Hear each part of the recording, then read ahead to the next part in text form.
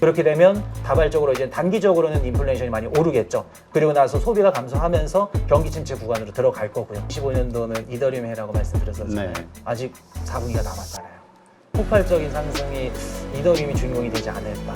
우리가 지금 코인 투자자분들이 가장 간절히 원망하는 게 바라고 있는 게 이제 알트코인 불장이죠.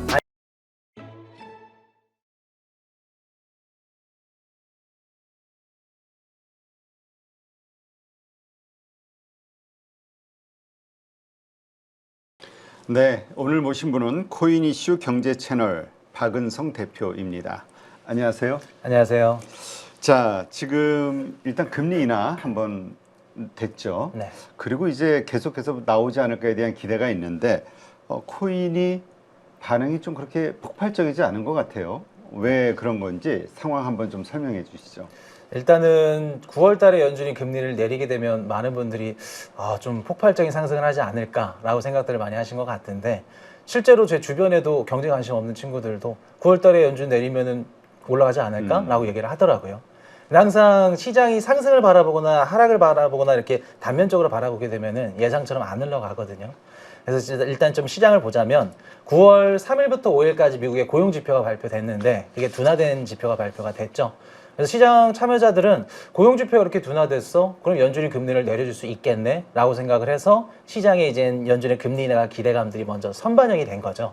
그래서 가격이 계속해서 올랐고 막상 9월 18일 날 금리를 내리다 보니까 선반영했었던 이런 가격들이 다시 되돌림 현상이 일어나고 있는 거죠.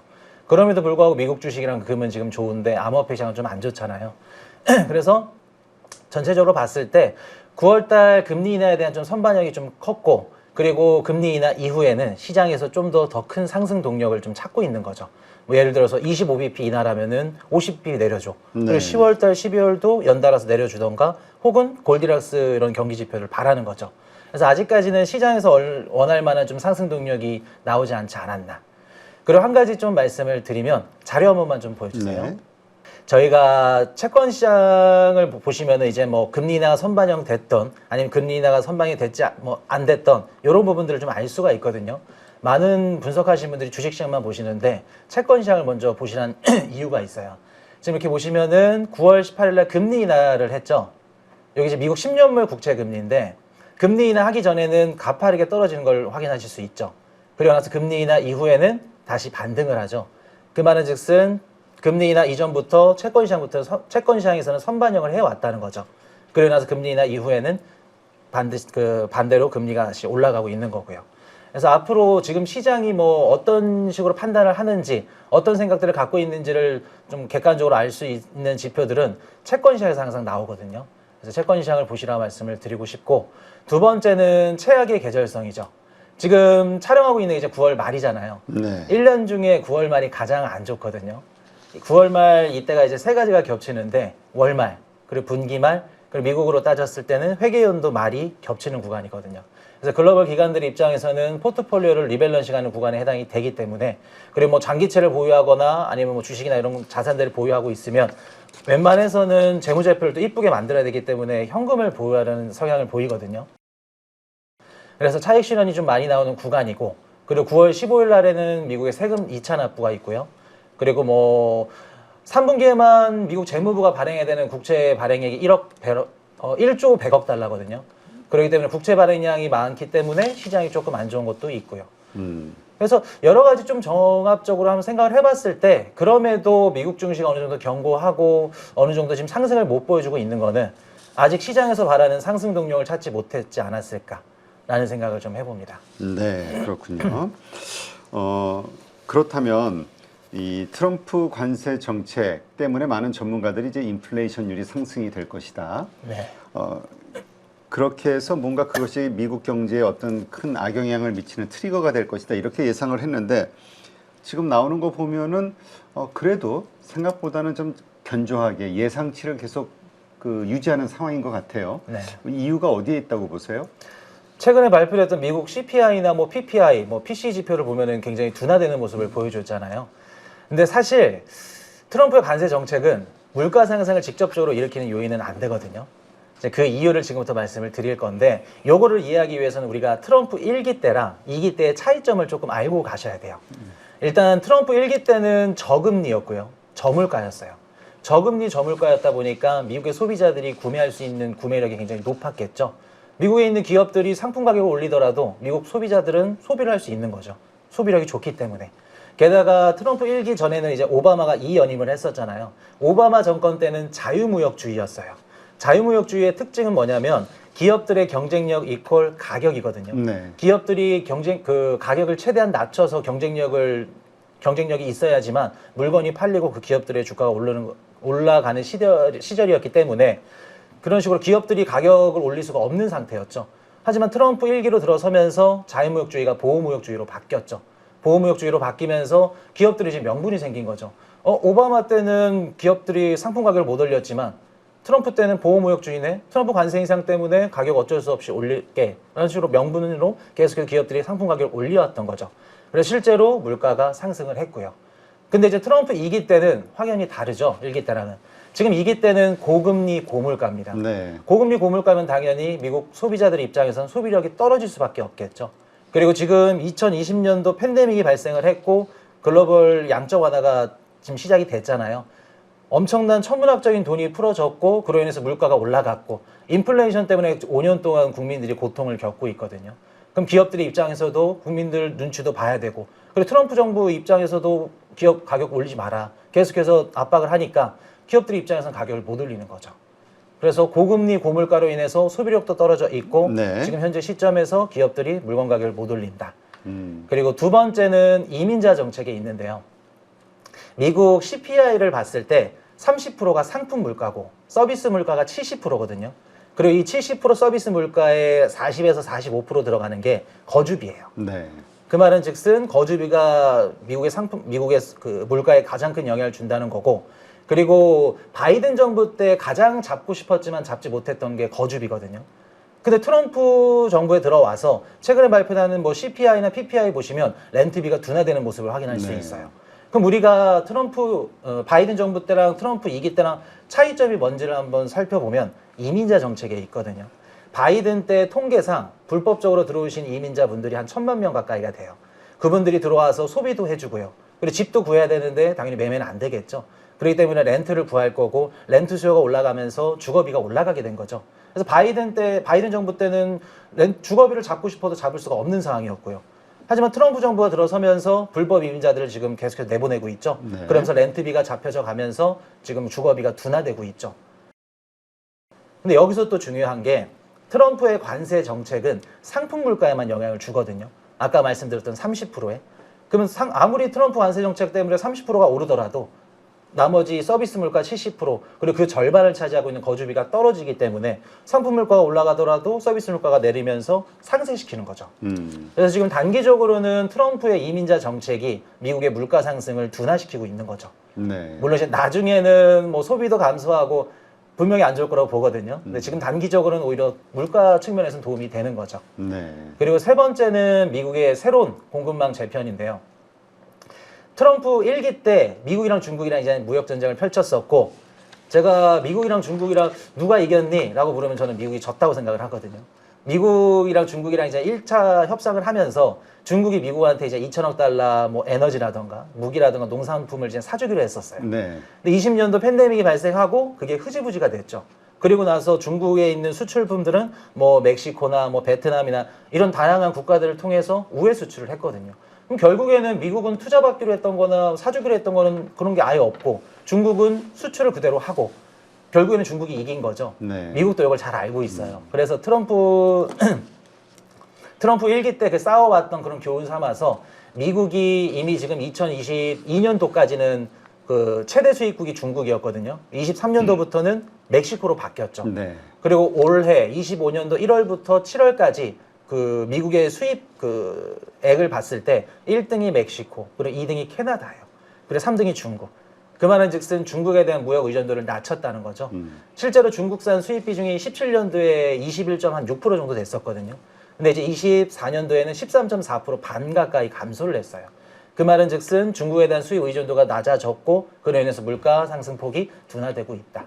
그리고 마지막은 관세 제한적 적용이라 할 수 있을 것 같은데 많은 분들이 이제 기사만 보시다 보니까 야, 트럼프 정부가 EU한테 15%를 때렸다더라. 네. 뭐 중국한테 뭐 35%를 때렸다더라. 액수만 봤을 때는 너무 크잖아요. 그 액수만 집중을 하다 보니까 당연히 물가 상승이 일어나겠다라고 생각을 하는 거죠. 근데 우리가 조금 더 디테일하게 살펴보면 아까 말씀드렸던 미국의 1등, 2등 수입국 있잖아요. 네. 뭐 멕시코, 캐나다.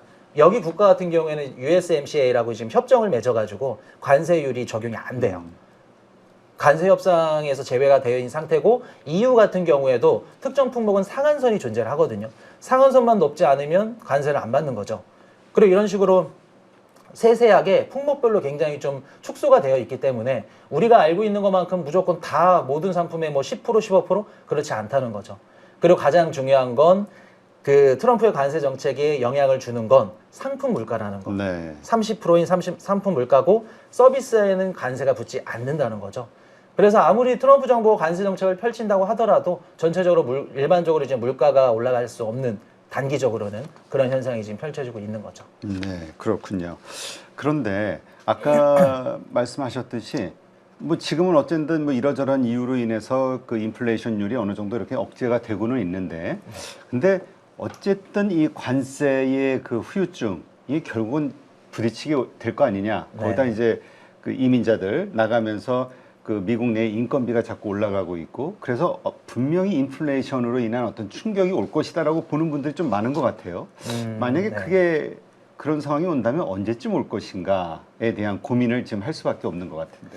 일단 저는 물가 상승은 상수가 아니라 변수라고 생각을 하고요. 단기적이랑 장기적인 관점에서 좀 봐야 된다고 생각을 하는데, 일단 단기적으로 저희가 좀 조심해야 될 부분은 내년 1분기에서 2분기 정도 되겠죠. 왜 그러냐면 이제 올해 4분기에 그 전 세계 글로벌 국가들이 소비를 하는 시즌들이 다 몰려 있잖아요. 네. 뭐 인도의 디왈리 축제라던가 뭐 중국의 광군제, 아니면 뭐 박싱데이나 추수감사절, 뭐 크리스마스 같은 이런 이벤트 행사들이 있기 때문에 소비가 일어날 수밖에 없거든요. 그럼 소비가 발생을 하면서 당연히 단기적으로 물가가 상승할 수밖에 없겠죠. 그리고 두 번째는 계절적인 영향이죠. 겨울철 에너지 뭐 수요나 난방 수요가 올라가면은 당연히 에너지 가격이 올라가겠죠. 이런 것들도 영향을 줄 거고, 세 번째는 지금 트럼프의 그 관세 전가분을 미국 기업들이 자기네들이 감수를 하고 있거든요.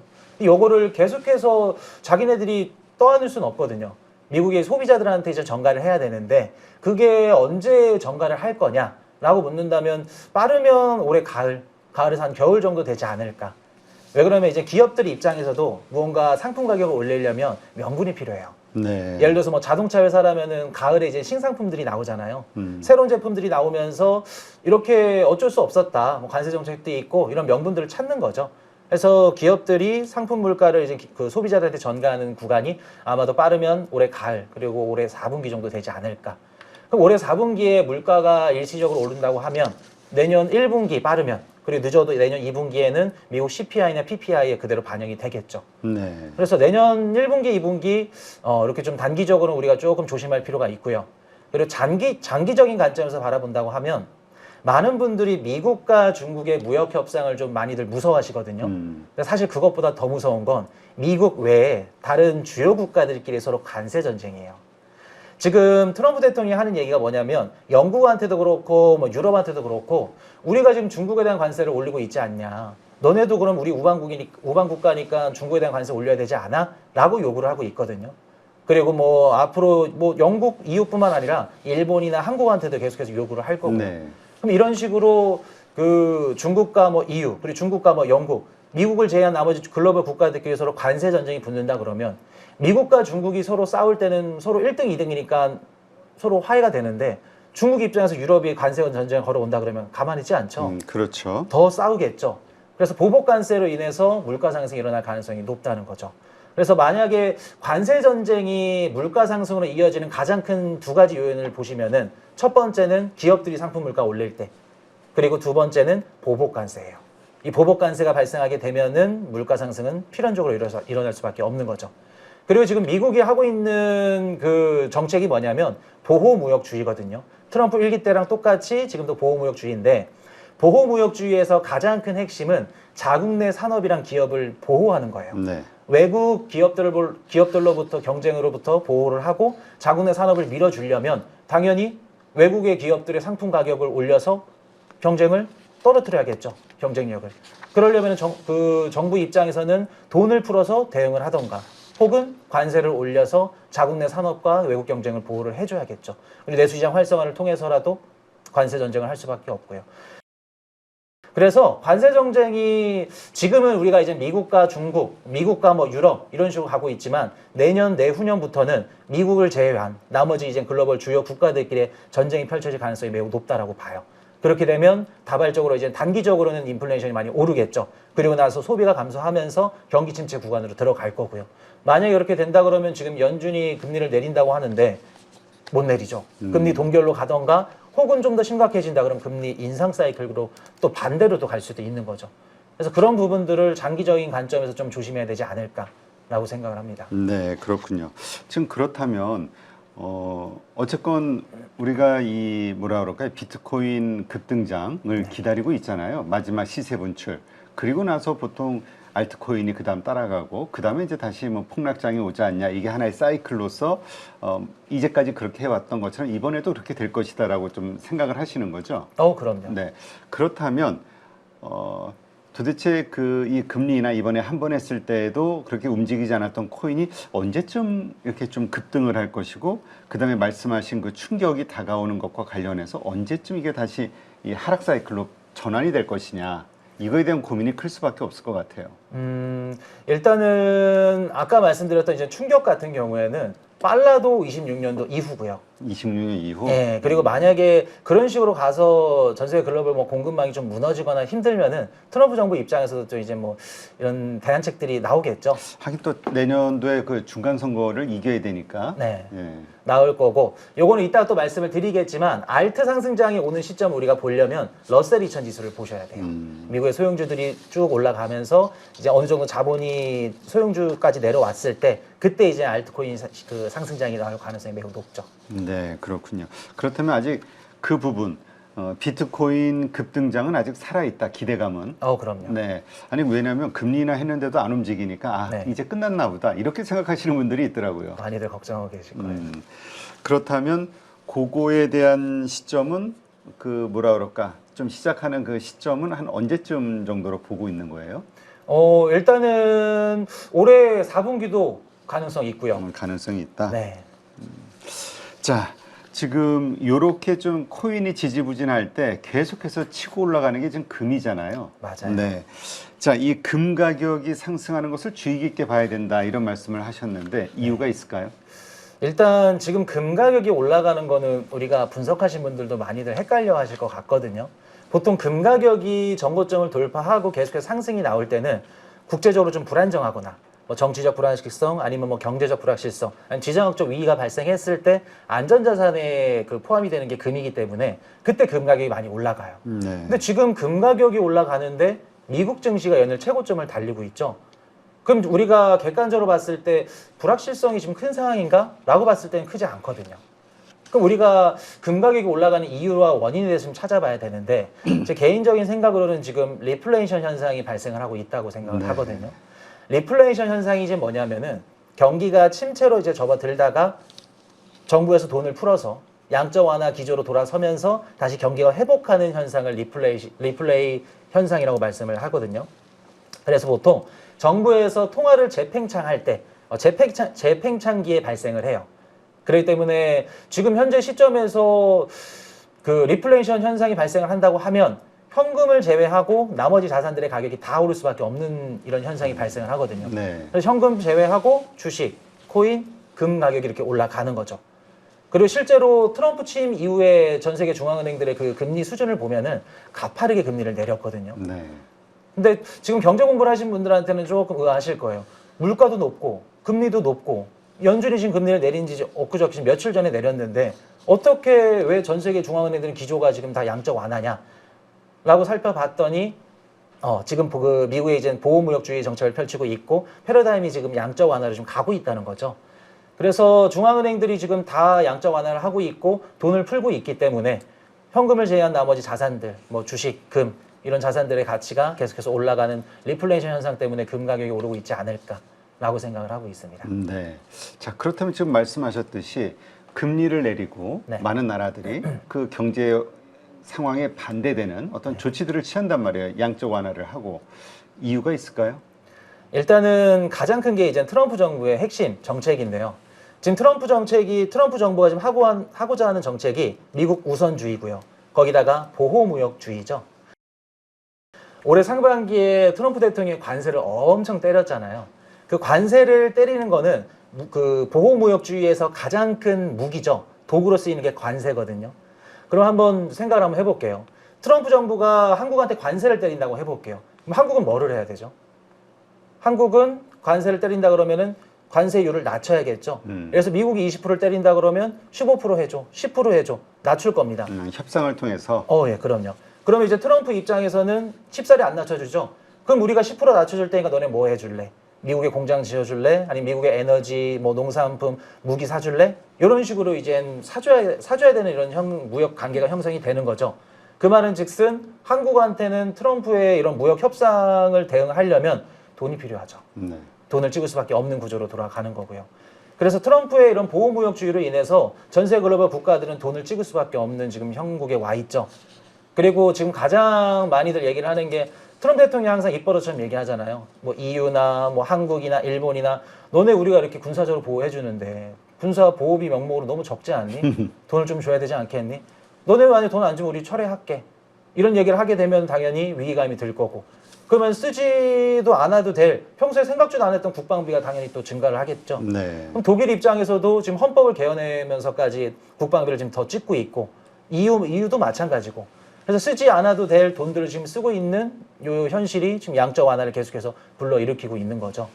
그리고 보호무역주의라는 게 지금 가장 큰 핵심이 뭐냐면 기존의 무역 관계가 좋았던 이런 친구 같은 국가들도 서로 등 돌릴 수 있다는 거거든요. 네. 관계가 틀어지면 당연히 국방에 관련해서 관심이 더 올라갈 수밖에 없는 거고요. 그리고 경제 부분에 있어서도 좋을 수가 없죠.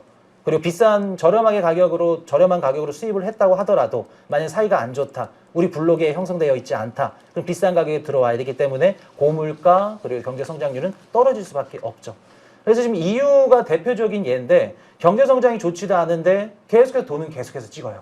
그러다 보니까 프랑스에 지금 정권이 다 갈려 있잖아요. 그렇죠. 프랑스든 뭐 독일이든 재정 적자 폭이 계속 늘어나면서 지금 일본이나 뭐 유럽이나 10년물 장기채 금리가 지금 역사상 최고치거든요. 그걸 이제 대변을 해주고 있는 거죠. 그래서 고물가 고금리인데도 불구하고 전세 글로벌 국가들은 돈을 찍을 수밖에 없는 상황에 놓여 있다. 이유는 트럼프의 보호무역주의 정책 때문에. 라는 거죠. 네. 자, 그렇다면 지난번에도 얘기하셨듯이 이제 암호화폐는 이 미국 증시와 함께 같이 봐야 된다. 네. 같이 방향성이 같이 움직인다라고 말씀하셨는데 이러한 것들로 인해서 계속 더 증시도 그렇지만 암호화폐도 더 좋아질 것이냐 4분기에 네. 아니면 이러한 것들로 어떤 위험한 상황이 올 것이냐 이거에 대해서도 지금 서로 논쟁들이 많이 있거든요. 어떻게 보세요? 4분기.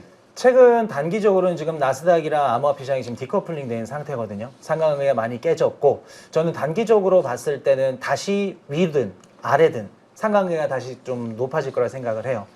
그리고 저는 좀 위로 갈 가능성이 높다라고 보거든요. 근거를 좀 말씀을 드리면 첫 번째가 이제 26년도 트럼프의 이제 중간 선거죠. 내년 11월 달에 이제 중간 선거가 예정이 되어 있는데 트럼프 1기 때를 좀 자세하게 보시면 2018년도에도 중간 선거가 있었거든요. 네. 그때 이제 공화당이 상원을 다수당을 차지했고요. 하원은 민주당한테 뺏겼어요. 그러면서 이제 트럼프의 너무너무 힘든 이제 임기가 2년 동안 지속이 됐었죠. 왜냐면 트럼프 입장에서는 이제 중간 선거 잘 해가지고 20년도 이제 바이든과 이제 대선 싸움에서 이겨서 연임을 할 생각이었거든요. 네. 연임을 하려면 감세도 해줘야 되고요. 그리고 오바마 케어 폐지해주고 그리고 인프라 투자를 해주면서 시장의 양적 완화를 해줘야 되는데 번번이 하원의 다수당이 그 민주당이었기 때문에 막혔어요.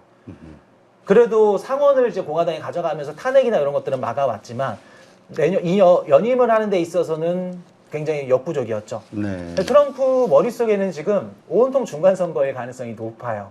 왜냐하면 1기 때 실패했고 2년을 통으로 날려먹었기 때문에. 그럼 트럼프 입장에서는 2026년도 11월 달 중간 선거에 사활을 걸어야 되고요. 그리고 미국의 이제 그 정치 캘린더, 선거 일정상 내년 1분기에서 2분기부터는 아무리 늦더라도 중간 선거에 대비를 해야 되거든요. 네. 근데 중간 선거에서 공화당이 이기려면 정답은 한 가지밖에 없죠. 양적 완화. 돈을 풀어서 국민들 행복하게 해주고 미국 주식도 띄워주고 그러려면은 내년 1분기에 2분기에 이제 시장의 유동성이 돌려면 아무리 못하더라도 최소 올해 4분기에는 양적 완화 정책이 펼쳐져야 된다는 거죠. 네. 그래서 지금 대표적인 두 가지 법안이 7월 4일 그 독립기념일 날 그 승인됐던 감세 법안 있죠. 감세 법안이 승인이 됐고 그 감세 법안으로 인해서 이제 미국에 있는 기업들이 잉여 현금을 통해서 자사주를 매집하던가 배당주를 주면서 시장에 이제 유동성을 계속해서 지급해주고 있죠. 그리고 두 번째가 SLR 규제 완화인데요. SLR 규제 완화가 이제 미국에 있는 은행들이 자기 자본 비율만큼 뭐 국채나 이런 안전자산들을 담는 거거든요. 근데 그 SLR 규제 완화가 없어진다. 그럼 미국에 있는 은행들이 좀 더 국채를 많이 사주면서 시장의 유동성을 공급해 줄 수 있는 역할을 해주겠죠. 은행들이 돈이 좀 더 여유 있게 늘어난다는 건 시장에 있는 뭐 예대 마진도 마찬가지일 거고 유동성이 더 돈다는 얘기고. 그래서 20년도에 팬데믹 발생했을 때도 SLR 규제 완화가 됐었거든요.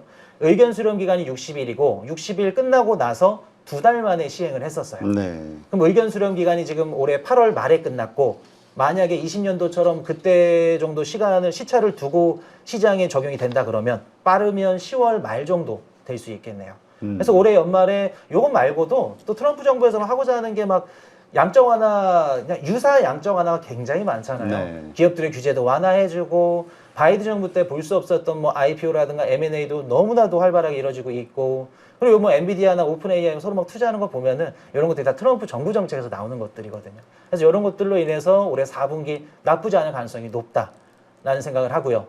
그리고 두 번째 이유는 미국의 높은 경제 성장률이죠.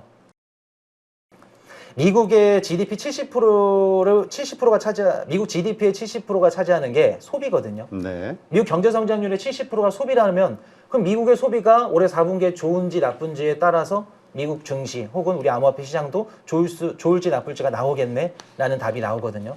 올해 아까 말씀드렸듯이 올해 4분기에 전 세계 글로벌 국가들이 소비를 하는 시즌들이 다 몰려 있죠. 그럼 미국인들이 소비할 가능성이 높다는 거고 그은즉슨 미국의 4분기 성장률도 괜찮을 가능성이 높다는 거죠. 그리고 최근에 발표됐던 미국의 GDP 뭐 2분기 확정치도 3.8이었거든요. 그리고 3분기 얼마 전에 연방준비나 그 패드나우에서 발표했던 것도 예상치가 3.9%예요. 네. 그럼 2분기, 3분기 괜찮을 가능성이 높고 4분기까지 괜찮다. 그러면 단기적으로 미국의 경제 성장률이 깨진다라고 보기엔 어렵죠. 그리고 가장 또 핵심 중에 한 가지가 뭐냐면 미국 전체 소비의 50%를 그 상위 계층이죠. 소득 계층으로 따졌을 때 상위 10%가 담당을 하거든요. 그리고 미국 전체 소비 70%는 상위 20%가 담당을 해요. 근데 이제 그분들이 본인들의 자산을 지키기 위해서 해지를 하기 위해서 주식 투자를 하거든요. 그럼 쉽게 말해서 주식 가격이 올라가면 그분들의 소비력은 떨어지지 않는다는 얘기죠.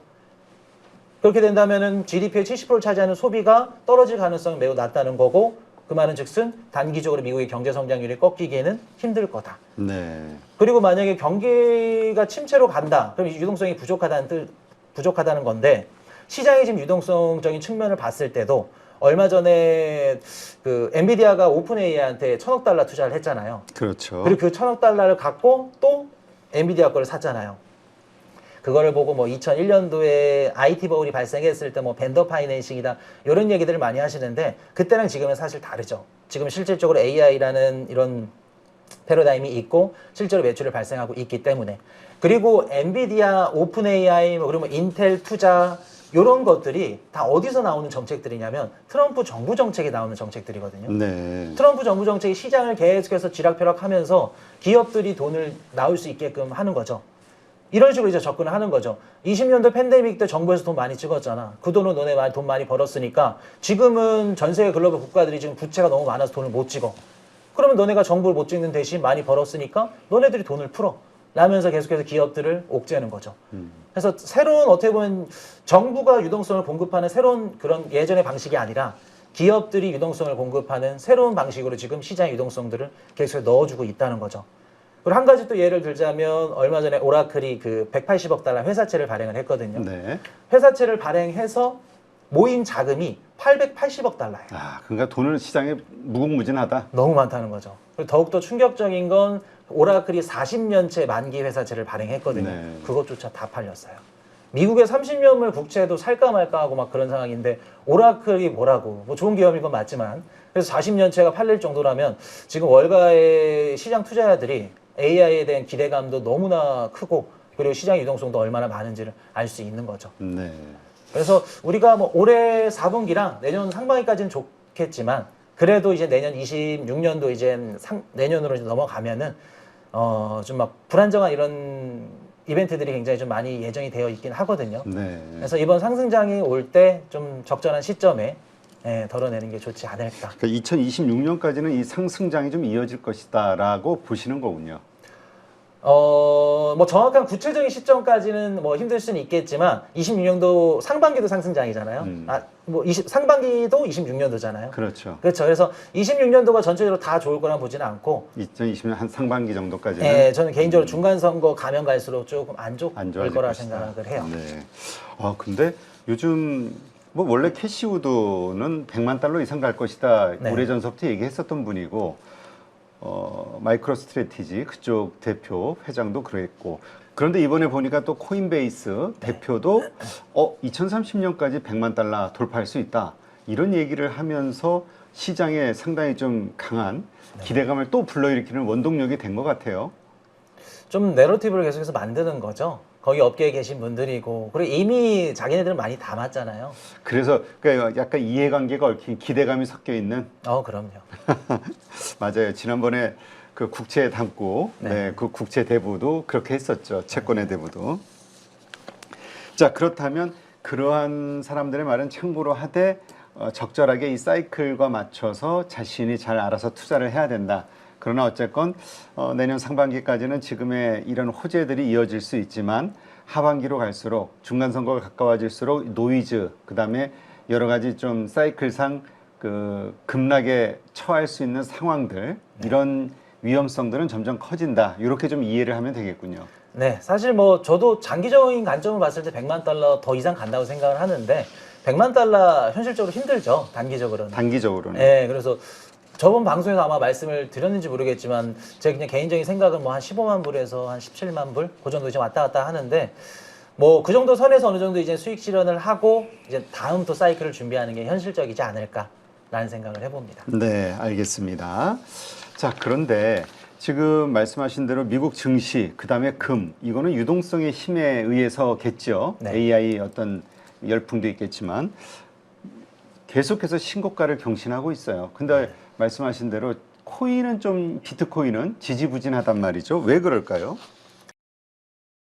지금 코인 투자분들이 많이 속상해하고 계실 거고 엄청 불안하실 거예요. 그러게 오를 때 못 오르니까 그럼 네. 보통 그다음에 빠진다라고 생각하거든요. 거기다가 또 이제 알트코인들이 움직이지 않으니까 항상 저희 암호화폐 상승장 때마다 말이 나오는 얘기들이 있거든요. 이번에 알트 상장 안 와. 절대 안 와.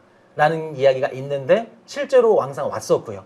그리고 이번에도 미국 증시가 올라가는데 암호화폐 시장에서 뭐 비트나 이더는 잘 가는데 그래도 알트가 움직이지 않으니까 진짜 이번에는 안 오는 건가? 라고 생각들을 하고 계실 텐데 일단은 지금 미국 주식 그리고 금은 최고점을 계속해서 넘고 있고요. 크립토 시장만 계속해서 지진부진하고 있는 이유를 한번 살펴보자면 첫 번째 이유는 좀 암호화폐 시장만의 구조적인 문제점이 있지 않나 라는 생각을 해봅니다. 미국 증시 같은 경우에는 패시브 투자라는 게 있거든요. 인덱스 투자라고 개별 종목에 투자를 하지 않더라도 증시에 자본이 유입되는 이런 구조적인 상품들이 많아요.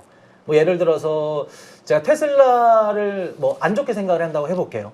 테슬라는 투자 안 할 거야 하더라도 테슬라가 들어있는 그 나스닥 지수를 추종하는 인덱스 펀드를 투자한다고 하면 간접적으로 테슬라를 투자하는 것과도 같은 거거든요. 네. 그런 식으로 뭐 인덱스 펀드라던가 아니면 뭐 타깃 데이트 펀드라고 미국 국민들이 이제 은퇴 시점에 맞춰가지고 자산을 이렇게 배분해주는 펀드가 있어요.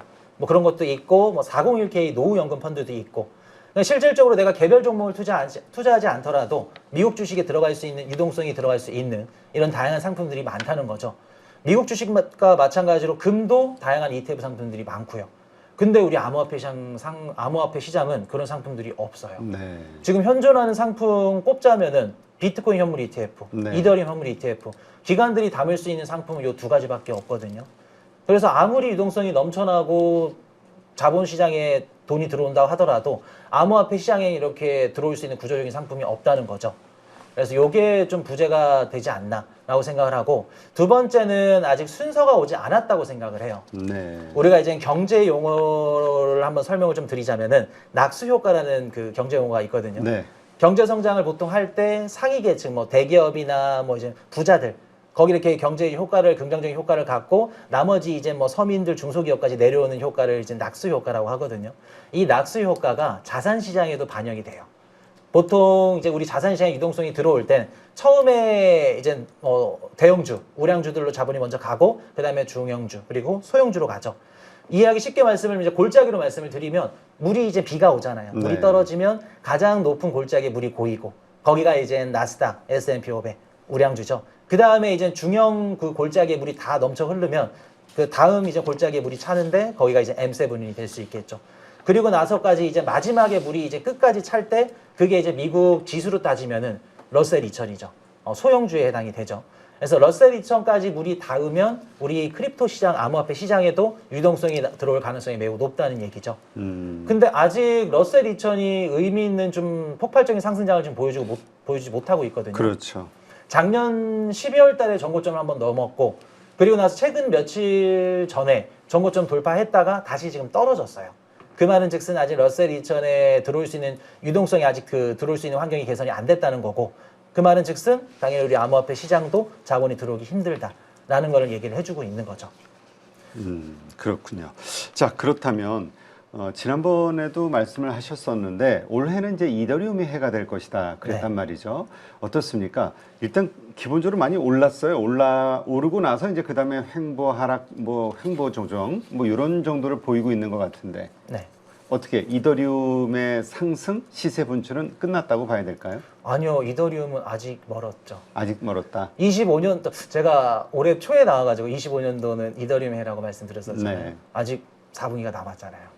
폭발적인 상승이 이더리움이 주인공이 되지 않을까라고 생각을 합니다. 그러게 요새 보니까 비트마인이라는 기업은 계속 이더리움을 담더라고요. 맞아요. 네. 자, 그런데 이더리움이 이렇게 주춤하고 있을 때 요새 나오는 뉴스라든가 이런 거 보면 솔라나가 지금 값이 급등을 하고 있다. 네. 그래서 원래 이더리움과 솔라나 신세대, 구세대 플랫폼으로서 약간 비교 대상이었잖아요. 맞아요. 그래서 솔라나가 이기는 건가? 뭐 이런 생각하시는 분들도 있더라고요. 사실 이더리움이 좀 부진하면 솔라나 체인으로 좀 자본이 좀 많이 들어오고 그래서 솔라나가 어떻게 보면 좀 대표적인 미국계 알트코인이잖아요. 네. 그렇기도 하고 이더리움에 없는 좀 이런 재미난 플랫폼들 예를 들어서 뭐 펌앤펀이라고 이렇게 코인을 발행하는 플랫폼이라던가 뭐 게임이라던가 커뮤니티 같은 이런 다양한 좀 플랫폼들이 솔라나 생태계에 많기 때문에 이더리움이 주춤할 때는 솔라나가 다시 이렇게 올라오는 이런 형국으로 좀 가고 있죠. 그래서 솔라나가 다시 주춤하면 이더리움이 가고 있고 근데 이제 이게 본격적으로 상승장 들어서면은 이더리움과 솔라나가 이제 서로 대치하는 롤은 좀 달라질 거예요. 네. 이더리움에 이제 기관들 수요가 들어올 거고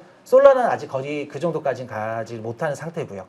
그래서 저번에도 말씀드렸듯이 이더리움은 기관 수요, 그리고 솔라나는 소매 수요. 이런 식으로 우리가 좀 접근을 해야 되지 않을까라고 생각을 합니다.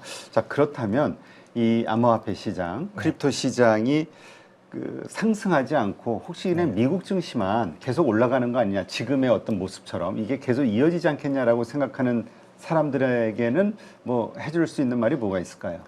아마 지금 디커플링 상태죠. 미국 증시는 잘 나가는데 코인 시장만 지금 주춤하고 있는 상태인데 단기적으로도 조금 같은 흐름을 보이지 않을까 생각을 해요. 그리고 요 단기적으로 좀 기간이 어느 정도 일정 기간 지난 이후에는 저는 같이 커플링으로 간다고 보거든요. 아까도 말씀드렸듯이 같이 이렇게 우상향하는 모습이 날 가능성이 높다라고 생각을 하는데 크립토 시장 없이 미국 증시만 상승을 한다? 그럴 가능성은 매우 낮다라고 봐요. 이제 그 근거를 말씀을 좀 드리면 러셀 2000 지수거든요. 우리가 지금 코인 투자자분들이 가장 간절히 원망하는 게 바라고 있는 게 이제 알트코인 불장이죠. 알트코인이 막 폭발적으로 상승하는 이런 그림을 지금 원하시는데 알트코인 상승장이 온다 안 온다를 확인하려면 미국 소형주인 러셀 2000을 무조건 보셔야 돼요. 러셀 2000 지수가 전고점을 돌파하고 한 달에서 두 달 정도 계속해서 연일 불을 뿜는다. 그렇게 하면 우리 암호화폐 시장에 들어올 가능성이 매우 높거든요. 근데 지금까지 미국 증시가 상승장일 때 러셀 2000 상승 없이 끝난 적이 단 한 번도 없어요. 네. 러셀 2000이 이제 미국의 중소형 기업들로 구성이 되어 있기 때문에 중소형 기업들 이퀄 미국 경제의 바로미터거든요. 그러면은 미국 경제가 좋기 때문에 주식시장이 어느 정도 상승한다는 논리고 그리고 거기에 러셀 2000이 상승 없이 미국 주식이 상승한다? 있을 수가 없는 일이거든요. 그래서 지금까지 미국 증시가 상승했을 때 러셀 2000이 무조건 상승을 했었고 그리고 지금 러셀 2000이 4월 9일 기준으로 봤을 때 나스닥이 30% 올랐고 러셀 2000이 28% 정도 올랐어요. 보통 소형주가 중형주, 뭐 대형주보다 그 지수보다 더 많이 오르거든요. 네. 본격적으로 이젠 뭐 버블이 끼네, 뭐 상승장이 시작되네 그런 얘기들이 돌면은 러셀 2000이 엄청 많이 올라요. 근데 아직까지도 나스닥보다 적게 올랐다는 건 다른 말로 하자면 아직도 좀 더 소형주들이 더 올라갈 수 있는 룸이 있다. 그렇게 보시면 될 것 같아요. 그래서 제 개인적으로 봤을 때는 러셀 2000이 무조건 지금까지 미국 증시가 상승했을 때 러셀 2000 상승 없이 벌어졌던 적이 단 한 번도 없고, 그러면 올해도 러셀 2000 상승장이 나올 가능성이 높다라고 가정을 한다면 우리 암호화폐 시장도 선택을 같이 상승을 할 수 있지 않을까라는 생각을 합니다. 그리고 두 번째는 많이들 아시겠지만 이제 트럼프의 친크립토 정책인데요. 네. 뭐 트럼프 정부가 크립토를 좋아하는 건 뭐 다들 알고 계실 거고, 그래서 지금 바이든 정부 때 막혀 있던 이런 제도권에 이런 소속되어 있는 기업들이 있죠. 그리고 네. 은행들. 지금 이런 그 금융기관들이 우리 암호화폐 시장으로 지금 계속해서 넘어오고 있는 상황이에요. 그래서 바이든 정부 때 한 가지 좀 말씀을 드리면 알트코인들을 이렇게 상승시키는 게 대표적으로 이제 마켓 메이킹이라고 MM 기업들이거든요. 이제 그 크립토에서 굉장히 유명한 애들이 뭐 점프 트레이딩이나 윈터뮤트 이런 기관들이 바이든 정부 때 그 FTX 거래소 파산한 이후부터는 영업을 잘 못했어요. 네. 계속해서 규제가 심했고, 바이든 정부 입장에서 어쩔 수가 없죠. 연임을 해야 되는데 혹시라도 크립토가 무너져서 미국의 리저브 은행들이 막 무너져, 영역 발목을 잡아. 그럼 당연히 규제가 심할 수밖에 없죠. 그러면서 미국에 있는 이제 그 지역 은행들도 크립토나 헤지펀드한테 자금줄을 계속 끊는 거죠. 그래서 우리 암호화폐 알트코인 시장의 자본줄이 계속해서 막혀 있는 상태였는데 트럼프 정부 들어서면서 점프 트레이딩이나 뭐 윈터뮤트 등 이런 대형 MM 기업들도 하나둘씩 복귀하기 시작했고요. 그리고 제도권이 이렇게 열리면서 월가의 금융기관들이 크립토 시장에 지금 들어올 수 있는 환경이 계속해서 조성이 되고 있죠. 쉽게 대표적으로 예를 말씀드리면 알트코인 현물 ETF 승인이 있겠네요. 네. 그래서 지금 트럼프의 친크립토 정책을 봤을 때는 크립토 시장 상승 그 크립토 시장 상승 없이 미국 주식만 상승한다? 그렇게 나오기는 힘들다. 그리고 한 가지 더 말씀을 드리면 DAT라 그러죠. 디지털 에셋 트레저리라고 그 미국의 월가 상장사들이 이제 크립토 자산을 모으면서 자기네 주가를 올리는 크립토를 비축하는 기업들이 계속해서 많아지고 있기 때문에 이런 것들로 봤을 때도 크립토 시장이 못 올라가기는 힘들죠. 네. 현실적으로. 근데 지금 말씀하신 것처럼 요즘 시장에서 보니까 리플 ETF에 대한 기대감이 상당히 커지는 것 같아요. 맞아요. 그게 뭐 가능성이 있는 겁니까? 지금 이더리움 다음으로 이제 어떤 알트코인 현물 ETF가 승인이 될 거냐 시장에서 관심도가 굉장히 많은데 제가 봤을 때는 솔라나랑 XRP, 리플이 가장 가능성이 높다라고 봐요. 그 이유는 지금 CME 선물 상장이 되어 있는 크립토 종목이 솔라나랑 XRP 두 종목이거든요. 보통 현물 ETF 승인 되기 전에 CME 선물 상장을 시켜서 거래량이 얼마나 나오는지 테스트를 해요. 네. 그래서 어느 정도 테스트 구간을 거치고 이 정도 거래량이 나오면 현물 ETF 상품이 나오더라도 거래가 되겠네, 좀 잘 팔리겠네. 어떻게 보면 좀 시범 테스트이기 때문에 솔라나랑 XRP가 가장 우선적으로 현물 ETF 승인될 가능성이 매우 높죠. 네, 그렇군요. 아니 그래서 나오는 그 이런 뉴스들 보니까 이 코인 투자하시는 분들, 그러니까 특히 뭐 리플 투자하시는 분들, 이분들은 2017년대의 그 폭등장을 기대하고 있다. 이번에 리플을 가지고 네. 뭐 그런 이야기도 많이 나오긴 하더라고요. 이게 보니까 이더리움이 더 많이 오를 것이다라고 생각하는 분들도 많이 있고 네. 또 리플에 대한 기대감을 가지고 있는 분들도 참 많이 있더라고요. 근데 리플은 이미 좀 많이 올랐고요. 올해도 그렇고 작년도 그렇고. 그리고 뭐 이더리움이 XRP 상승폭 대비해서는 좀 적게 올랐죠. 올랐고 사실 XRP에 대해서 뭐 좋다 나쁘다를 얘기를 하면은 워낙 많은 분들이 그치, 막 얘기들이 이해관계가 많아가지고 얽혀 있어서. 예. 그리고 XRP에 대한 안 좋은 얘기를 하면은 신상이 좀 안 좋을 수도 있기 때문에 말을 아끼는 게 좋을 것 같아요. 네. 자, 그렇다면 어쨌든 반감기 사이클상 이게 그 10월 달이 종료잖아요. 네. 근데 이게 안 오르고 있단 말이에요. 네, 이것 맞아요. 때문에 하나는 사이클은 이미 다 끝났다라고 생각하시는 분들도 있고 네. 아니다, 사이클은 계속 유지가 된다라는 측면에서 또 기대하시는 분들도 있고 어떻게 이걸 이해해야 될까요? 저는 그동안 개인 방송에서도 수차례 작년부터 말씀을 드려왔었거든요. 암호화폐 비트코인 4년 반감기 사이클은 깨졌을 가능성이 매우 높습니다. 라고 말씀을 드려왔었어요. 그 이유 중에 한 가지가 뭐냐면 4년 반감기 사이클대로 따지면은 올해 10월 달, 다음 달이죠. 며칠 안 남았는데 다음 달에 상승장이 끝나야 돼요. 4년 반감기 사이클로 따진다 그러면 4년 반감기 사이클이라는 게 이제 4년마다 공급량이 절반으로 주는 거잖아요. 그렇죠. 그럼 공급량이 절반으로 주니까 가격은 올라가고. 근데 지난 상승장을 봤을 때 13년도, 17년도, 21년도 그리고 24, 25 지금 네 번째 상승장이 진행 중인데 13년도에 반감기 이후에 비트코인 전고점이 돌파한 그 시점이 반감기 이후 1년이거든요. 1년 있다가 공급량이 줄면서 가격이 올라갔고요. 전고점 돌파를 했고요.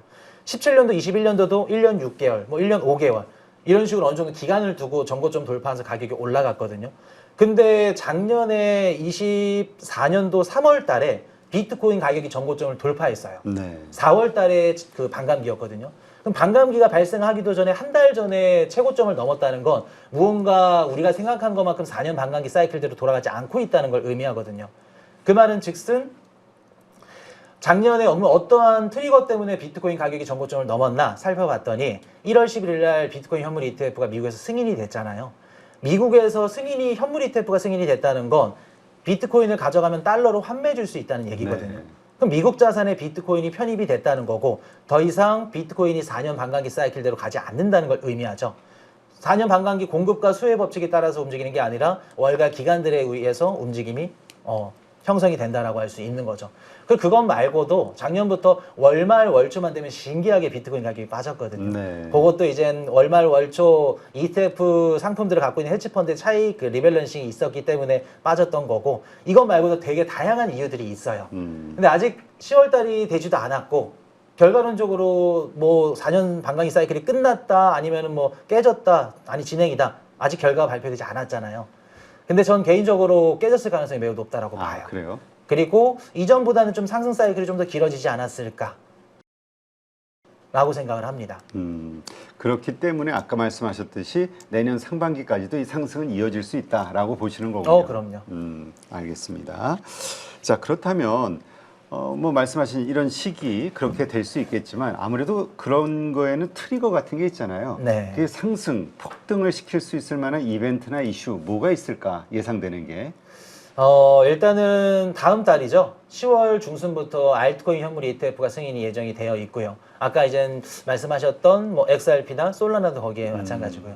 그리고 뭐 많은 분들이 좋아하는 뭐 도지코인, 아니면 뭐 또 에이다라, 뭐 이런 카르다노 이런 코인들이 있을 거고, 그리고 이런 알트코인 현물 ETF가 승인이 되면 아까 제가 미국 증시는 올라가고 금이랑 같이 올라가는데 암호화폐만 못 올라가는 이유를 말씀을 드리면서 패시브 인덱스의 부재라고 말씀을 드렸잖아요. 네. 그 패시브 인덱스의 부재가 조금 더 보완되는 효과를 보여주죠. 왜 그러냐면 알트코인 현물 ETF에 자본이 들어갈 수 있는 이런 구조적인 상품들이 없거든요. 근데 알트코인 현물 ETF가 생기면 기관들이 알트코인으로도 이제 본격적으로 자본을 넣을 수 있다는 요거 있는 거기 때문에 자본이 이렇게 들어온다 그러면 패시브 인덱스의 부재를 좀 채워줄 수 있지 않을까. 근데 개인적으로 10월 중순에 만약에 알트코인 현물 ETF가 승인이 돼서 그 월가에 있는 기관들이 거기에다 돈을 천문학적인 넣을 것 같아? 라고 물어보면은 저는 아니라고 봐요. 네. 10개 ETF가 승인이 되면 한두 개 빼고는 저는 다 없어질 거라 생각을 합니다. 그래요? 네, 그 한두 개도 좀 매력적인 이더리움과 같이 쓸모가 있거나 혹은 좀 경쟁력이 있는 그런 알트코인들만 살아남을 가능성이 높죠. 소위 대장주들만 보통 뽑잖아요. 가장 좋은 어떤 섹터 ETF 같은 거 보면 그런 식이 될 것이다. 그럼요. 그래서 그렇게 될 거고, 그러면 또 이렇게 질문이 나올 수 있겠죠. 그러면은 알트코인 현물 ETF 승인이 되더라도 기관들이 자본을 안 넣으면은 별로 효과가 없는 건가? 라고 얘기를 했을 땐 그렇지 않을 수 있는 게 기대감이 작용을 하거든요. 암호화폐 시장의 기대감, 심리 이런 것들이 굉장히 많이 반영이 되기 때문에 우리 알트코인 뭐 불장이라던가 상승장에는 큰 영향을 줄 수 있지 않을까라는 생각을 하고, 한 가지 또 있는 게 이제 이더리움 현물 ETF 스테이킹, 그게 이제 10월 30일 날 블랙록이 가장 중요하거든요. 그제 SEC 마감일이 10월 30일이기 때문에 만약에 10월 30일 이전에 발표가 된다. 30일 이전에 발표가 된다. 그렇게 되면은 10월 초중순부터는 이제 SEC에서 이런 스테이킹 관련된 얘기들이 나오겠죠. 그럼 기대감으로 인해서 2025년도는 이더리움의 한 해다. 그 얘기가 이제 더 이어지게 되는 거겠죠. 네. 자, 지금 말 나온 김에 올해 우리 파이로 모니터 나오셔서 올해는 이제 이더리움의 해가 될 것이다 말씀하셨단 말이에요. 자, 이제 몇 달 안 남았어요. 네. 어떻게 이더리움의 한 해가 될 것인가에 대한 또 생각하시는 바를 좀 이야기해 주시죠. 일단은 10월 30일 날 그 스테이킹 ETF도 있지만 12월 3일이죠. 이더리움의 이제 푸사카 업그레이드라고 메인 업그레이드가 있어요. 이제 업그레이드가 예정이 되어 있고 요거는 앞당겨 줄 수도 있고 계속 밀릴 수도 있거든요. 네. 원래는 11월 달에 예정돼 있다가 지금 12월 달로 또 밀렸기 때문에 11월부터 12월로 보시면 될 것 같아요. 요게 이제 기술적인 이유 때문에 가격이 오른다기보다는 요것 또한 기대감, 심리적인 이런 부분들 때문에 오를 가능성이 높고, 그리고 스테이킹 ETF가 중요한 이유 중에 한 가지가 뭐냐면 두 가지 장점이 있거든요.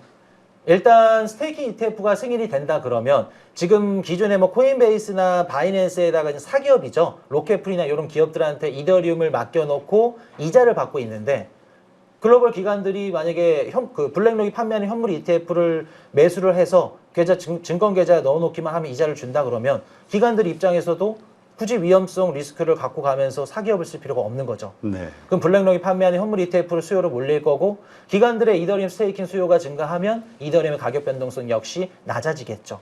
안정적으로 가는 이런 효과가 나올 거고요. 두 번째는 이더리움의 매력도가 발전하는 건데요. 지금 이더리움의 성격을 보자 그러면 성장주에 가깝죠. 네. 성장주에 가깝지만 이더리움이 제도권 내로 들어오면서 증권 계좌에다가 이더리움 담고 있으면 배분을 해준다고 가정을 한번 해볼게요. 그러면 제도권 내 채권형 상품까지 성격을 갖게 되는 거죠. 그럼 성장주의 성격에다가 제도권 내 채권형 성격까지 갖게 되면 이더리움의 매력은 한층 더 높아질 수 있겠죠. 네. 그래서 이더리움이 좀 알트 상승장도 그렇고 주역이 되지 않을까라고 생각을 하고, 두 번째는 아까 질문하셨던 솔라나. 네. 솔라나 좋게 보고 있어요. 그래서 그래요. 알트코인 현물 ETF가 승인이 된다 그러면 가장 최우선적으로 될 수 있는 코인들은 솔라나, XRP 그렇게 생각을 하거든요. 네. 그리고 지금 현존하는 알트코인 중에 이더리움에 견줄 수 있는 코인이 누구냐, 미국계 대표 알트코인이 누구냐라고 물어봤을 땐 솔라나가 가장 가깝죠. 솔라나. 하긴 뭐 트럼프 대통령도 트럼프 코인 네. 그런 거 다 거기서 발행이 된 솔라나에서 거죠. 발행했죠. 네, 솔라나에서. 그래서 네, 다양한 또 생태계들이 포진되어 있어서 솔라나 생태계는 굉장히 좋을 거고요. 그리고 마지막은 체인링크인데요. 네. 혹시 들어보셨나요, 체인링크? 체인링크는 안 들어봤어요. 좀 생소하죠. 네. 그 이더리움이나 솔라나 비해서는 좀 생소한데 이건 제가 플랫폼인가요? 맞아요. 똑같은 알트코인이에요. 제가 이제 개인적으로 좋게 보는 코인인데, 요거를 좀 설명을 드리자면 외부에 있는 데이터를 블록체인에 넣어주는 역할을 하는 게 체인링크가 하는 역할이거든요. 예를 들어서 뭐 오라클이라고 하는데 블록체인 상에서는 스마트 컨트랙트라고 자동으로 이렇게 계약해주는 기능들이 있어요. 그럼 이해하기 쉽게 한번 예를 한번 들어보자면은 우리 한국 정부에서 일정 수준의 온도 이하로 떨어지면 난방비를 지원해준다고 가정을 해볼게요. 그러면 난방비를 지원해주고 자동으로 전송해주는 건 스마트 컨트랙트 기능이 해주거든요. 근데 정부에서 현재 기온 0도 이하이면 난방비를 지원해줄 거야. 근데 현재 기온이 0도인지 아니면 10도인지 20도인지 실제 현실 데이터들은 블록체인이 알 수가 없죠. 네. 실제 현실 데이터들을 기상청과 협업을 통해서 체인링크가 그런 자료들, 정보들을 블록체인에 넣어주는 역할을 하는 거죠. 한 가지 더 이해되기 쉽게끔 또 말씀을 드리면, 보험을 들자 그러면 보험회사가 이제 보험금을 지급해 주잖아요. 그럼 보험 청구자가 내가 이렇게 다쳤으니까 보험금을 지급해 주세요. 전송은 스마트 컨트랙트 계약으로 전송은 자동으로 전송이 돼요. 네. 되지만 그 해당 보험 그 지급을 요청하신 분이 얼마나 다쳤는지, 병원에서 얼마나 뭐 몇 등급을 판정받았는지 그런 실제 데이터들이 필요하거든요. 그럼 보험사와 병원의 이런 데이터들을 블록체인상에 넣어주는 게 체인링크가 하는 역할이죠. 네. 그래서 체인링크는 앞으로도 이 오라클 쪽에서는 지금 현재 점유율이 1등이거든요. 앞으로도 뭐 월가 있는 기관들이나 은행들이나 무조건 오라클을 쓸 수밖에 없어요. 네. 반드시 필요하고. 그러기 위해서는 체인링크의 기술력이 필요하고요. 그래서 체인링크가 아마도 가장 좀 성장할 수 있는 코인 중에 한 가지가 되지 않을까라는 네. 생각을 해봅니다. 그렇군요. 그리고 이 코인들마다도 이 분명히 그 모멘텀 우리가 기대하는 바가 분명해야 되는 거군요. 그리고 그것이 또 시장에 많은 사람들이 공감할 수밖에 없는 이유가 돼야 되는 거고. 근데 지금 보니까 나오는 뉴스 봤더니 최근에 그 캐시우드 사실 비트코인에 대해서 제도권에서 가장 먼저 자산으로 편입하는 어떤 시발점 역할을 했던 게 캐시우드라고 하는데, 캐시우드가 이더리움에 대해서 관심이 상당히 커지고 있다. 이 비트마인의 그 이사회 의장 톰리가 그렇게 이야기를 했다는 뉴스가 나왔어요. 보니까 비트마인에도 그래서 그런지 많이 투자를 했더라고요. 예, 캐시우드가. 여러 가지 흐름이 이더리움 쪽에 이렇게 몰리는 것 같은 분위기인 것 같은데요. 일단은 월가 기관들 입장에서도 이더리움을 좀 새로운 플랫폼으로 보고 있거든요. 지금 그 기관들이 암호화폐 시장에 뛰어들 때 뭐 크게 나눴을 때 뭐 RWA라던가 뭐 디파이라던가 스테이블코인 요 세 가지를 크게 좀 생각을 하는데 요 세 가지 생태계에서 가장 점유율이 높고 가장 앞서 나가고 있는 게 이더리움이에요. 네. 그리고 이더리움 체인에서 사용량이 많다 보니까 당연히 수수료나 이런 것들도 앞으로 천정부지로 취소할 가능성이 높다라고 판단을 하는 거죠. 예를 들어서 저희가 뭐 강남에 좀 유동 인구가 많은 건물들을 이용을 할 때 굉장히 그 건물들을 이용을 하면서 그 수익이 많이 발생을 하잖아요. 똑같은 논리인 거죠. 네. 그래서 비트코인을 땅으로 본다 그러면 이미 땅 가격은 많이 올랐어. 월가 기관들의 입장에선. 그러면 땅 말고 그 건물들 중에 가장 매력적이고 가장 많은 수익 창출할 수 있는 건물들이 뭐냐라고 봤을 때는 이더리움 건물, 솔라나 건물, 뭐 XRP 건물들이 있지만 그 수많은 건물들 중에서도 이더리움 건물들을 택하는 거죠. 네. 그래서 이더리움에서 이런 파생적인 수익들을 통해서 앞으로 우리 블록체인 생태계에서 이런 생태계 선점을 통해서 해당 기업들도 주가도 올릴 수 있고 계속해서 내러티브를 만들면은 본인들도 자산 늘릴 수 있어서 좋고 네. 그런 거죠. 뭐. 알겠습니다. 자, 이러한 것들 때문에 이제 이더리움을 특히나 올해 가장 괜찮은 코인으로 네, 이렇게 평가하고 계시는 건데, 근데 우리 최근에 우리 한국에도 좀 이슈가 생겼잖아요. 네. 그 네이버가 두나무와 네. 이게 뭐 합병하는 이슈 생겼죠. 그래서 이걸 가지고 스테이블 코인과 관련해서 상당히 그 미래 전략적인 어떤 그 신호를 좀 쐈다 뭐 이런 시장의 평가들이 있던데 혹시 이 이슈에 대해서는 어떻게 보세요?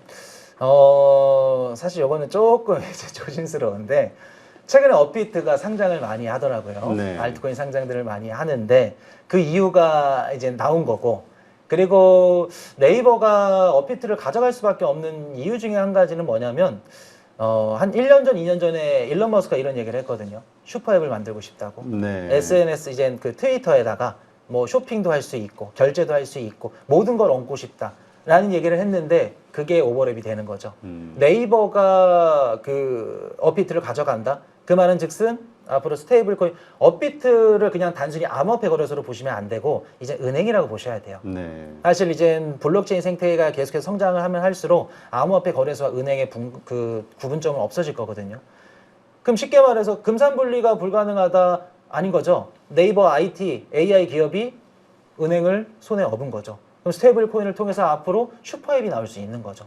그럼 우리가 앞으로 이제 미래에 쓰게 될 앱은 뭐 네이버가 만든 뭐 앱이겠죠. 그 슈퍼 앱을 통해서 쇼핑도 하고요. 그리고 뭐 AI 이런 챗GPT 같은 이런 서비스도 이용을 하고요. 뭐 친구들 이야기하고 대화 나누는 거는 물론이고요. 결제, 은행 서비스 뭐든지 할 수 있겠죠. 네. 거기다가 관공서 서비스까지도 모든 걸 다 정부 서비스까지 이용할 수 있겠죠. 그래서 이번에 지금 네이버 주가가 계속해서 올라가잖아요. 이런 것도 그런 것들을 좀 함에 있어서 기대감이 좀 작용한 게 아닐까라는 생각을 합니다. 네, 그렇군요. 알겠습니다.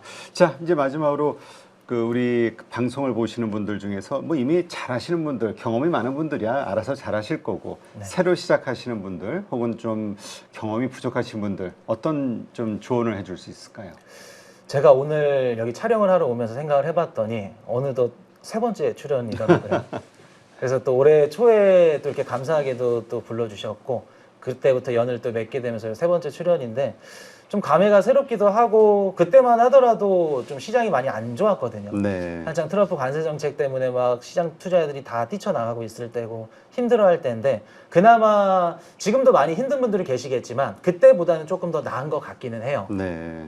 근데 이제 이전에 뭐 작년부터 이렇게 물려 계시거나 아니면 마이너스 손실폭이 좀 높으신 분들은 여전히 더 힘들고 이제 마지막 거의 동아줄을 잡고 계실 거라 생각이 되는데 한 가지 좀 말씀을 드리면 미국 주식은 뭐 요새 잘 올라가니까 따로 말씀을 안 드리겠지만 알트코인 투자하시는 분들 네. 포기하지 말라는 말씀을 좀 드리고 싶어요. 저도 17년도 코인 시장 들어와서 마이너스 90%까지 경험을 했었고 5년 만에 탈출을 했거든요. 네. 진짜 알트코인 투자는 제가 항상 또 방송에서 말씀을 드리는 거지만 스캠 투자랑 또 같아요. 언제 올라갈지 언제 떨어질지 모르기 때문에 그 말은 즉슨 다른 말로 해석을 한다 그러면 내가 지금 마이너스 70% 80% 물려 있다고 하더라도 언젠가 기회가 올 수 있다는 뜻이거든요. 그렇기 때문에 뭐 2년 물렸다 3년 물렸다 힘들죠. 저도 다 겪어봤어요. 하지만 한번 기다려 보자. 그래서 우리 지금 전반적으로 다 전문가분들이 올해 연말 내년 상반기 대다수가 좀 좋게 보고 있기 때문에 그때까지 한번 가져가 보자. 그리고 아까 말씀드렸듯이 러셀 2000 얼마나 올라가는지 한번 보자. 그런 말씀을 좀 드리고 싶어요. 네, 알겠습니다. 참고하시기 바랍니다. 자, 이제까지 코인 이슈 경제 채널의 박은성 대표 함께했고요. 오늘도 좋은 인사이트 고맙습니다. 감사합니다.